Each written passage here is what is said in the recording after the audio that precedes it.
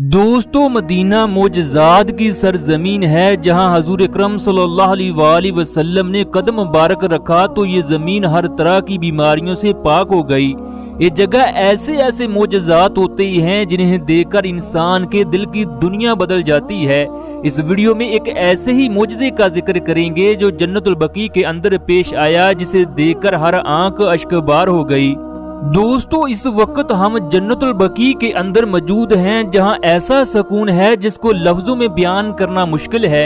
ये जगह पहुंचकर इंसान के सारे जख्म भर जाते हैं, इंसान की सारी तकालीफ दूर हो जाती हैं। इस मिट्टी से ऐसी खुशबू आती है जो दुनिया के महंगे से महंगे अतर और परफ्यूम में मौजूद नहीं। इस मिट्टी से खुशबू किस वजह से ना आए? क्योंकि सहाबा कराम इस जगह पर चलते थे। हुजूर अकरम सल्लल्लाहु अलैहि वसल्लम जन्नतुल बकी वालों के लिए जुमे रात को दुआ करने के लिए आते और देर तक दुआएं करते रहते। इसी जगह खतूने जन्नत हजरत बीबी फातिमा जिगर गोशा रसूल सल्लल्लाहु अलैहि वसल्लम की कब्र है। हजरत इमाम हसन और हुसैन की वालदा की कब्र है। तमाम देखने वाले हजरत बीबी फातिमा से मोहब्बत करने वाले, अहले बैत का नाम लेने वाले हजरत बीबी फातिमा की कब्र को देखते हुए सलाम बीबी फातिमा, सलाम अहले बैत जरूर लिखें, शुक्रिया। आज पता चल जाता है कि कौन कौन अहले बैत से मोहब्बत करता है। दोस्तों, मदीना वो सरजमीन है जहां हजूर अकरम सल्लल्लाहु अलैहि वसल्लम ने जिंदगी गुजारी, जहां जब इंसान हजूर के रोजे के सामने खड़ा होता है तो इंसान के दिल की दुनिया बदल जाती है। वो अपना सब कुछ भूलकर 1400 साल पीछे चला जाता है।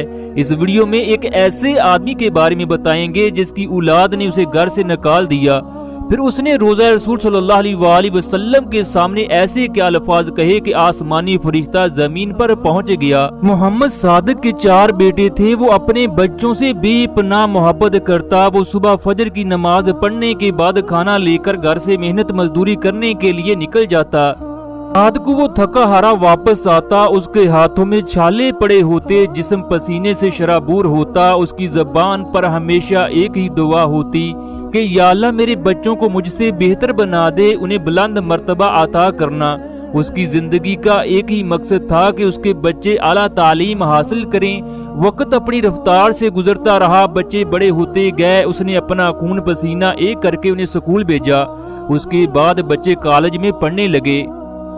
दोस्तों, उसकी जिंदगी में कई ऐसे दिन आए जब वो खुद भूखा रहा, मगर उसने बच्चों को पेट भरकर खाना खिलाया। फिर उसकी जिंदगी में एक ऐसा मोड़ भी आया जिसके बारे में उसने सोचा तक न था। बच्चे बड़े होकर आला ओहदों पर फायज हो गए, मगर बाप के हवाले से उनकी नीयत बदल गई।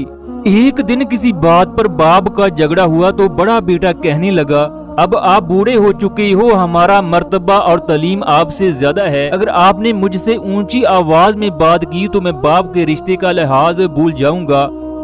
बड़े बेटे के ये लफ्ज उसके जिस्म पर पहाड़ बनकर गिरे, जिसने उसे रेजा रेजा कर दिया। छोटा बेटा कहने लगा, अगर आपने दिन रात मेहनत की तो ये हम पर एहसान नहीं किया, ये आपका फर्ज था। आपको हमसे लालच था कि बच्चे बड़े होकर मुझे माल कमाकर देंगे। आज हम जिस भी मकाम और मर्तबे पर हैं वो अपनी मेहनत से हैं। एक बेटे ने ये कहकर घर से निकाल दिया कि आप इस घर में नहीं रह सकते। मोहम्मद सादिक को ऐसा महसूस हुआ जैसे उसकी बरसों की मेहनत जाया हो चुकी है। वो एक ऐसे साए की जानब भाग रहा था जिसका कोई भी वजूद नहीं था। वो खामोश होकर बीवी की जानब देखता रहा जो अपने बेटों की हमायत में कह रही थी कि आपके बच्चे ठीक कह रहे हैं, अब आपको ऊंची आवाज में बोलने का कोई हक नहीं। मोहम्मद सादिक, जिसने घर की खातिर अपनी जवानी की परवाह न की, आज वो उसी घर के लिए अजनबी हो चुका था। वो मदहोशी के आलम में घर से निकला और सड़क के किनारे चलने लगा। उसे अपनी मंजिल के बारे में कुछ पता नहीं था कि उसने कहाँ जाना है। वो वक्त को याद करने लगा जब बेटों की पैदाइश पर वो खुशियां मनाता था। उसकी बीवी घर पहुंचकर अपने दुपट्टे से उसका पसीना खुश्क करती। वो सोचने लगा, वो तो सिर्फ धोखा था, वो तो सिर्फ अपने बच्चों का नौकर था। रात हुई तो वो एक मस्जिद के बाहर बैठ गया। इतने में इशा की आजान हुई तो उसने पहली दफा मस्जिद के अंदर जाकर नमाज पढ़ी। उसकी पहली नमाज ही उसके इश्क की इंतहा थी।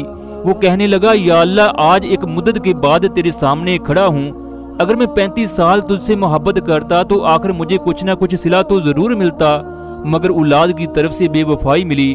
उसकी आंखों से आंसुओं की लड़ियां जारी थी। या अल्लाह, मैंने अपनी औलाद के लिए सब कुछ किया, نہ دن کو دیکھا اور نہ ہی رات کی پرواہ کی، تیرے دین سے دور رہا، تو مجھے 5 وقت بلاتا رہا، مگر میں اپنے بچوں کو بڑا آدمی بنانے کی فکر میں تھا۔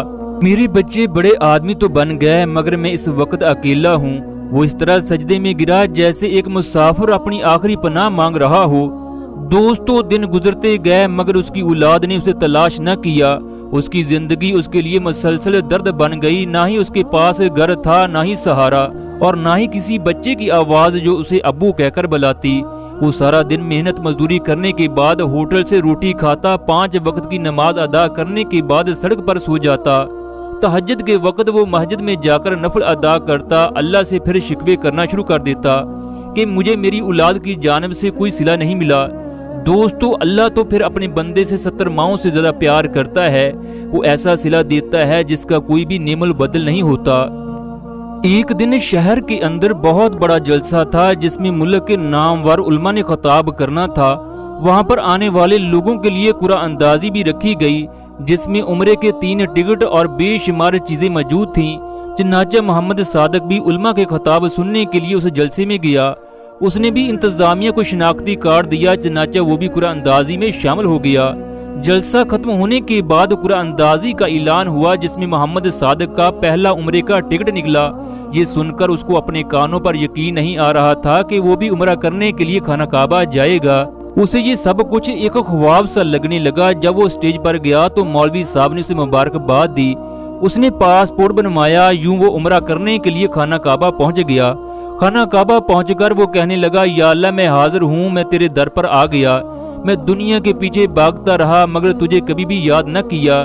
یا اللہ، میں نے اپنی زندگی غلط جگہ پر لگا دی، میں نے اپنی جوانی اپنی اولاد کے لیے قربان کر دی، مگر آج اکیلا ہوں۔ وہ ٹوٹی ہوئی آواز سے کہنے لگا، یا اللہ، اب میں نے واپس جا کر کیا کرنا ہے؟ تو مجھے اپنے نبی کے در پر رکھ لینا، میں کوئی بھی کام کرنے کے لیے تیار ہوں۔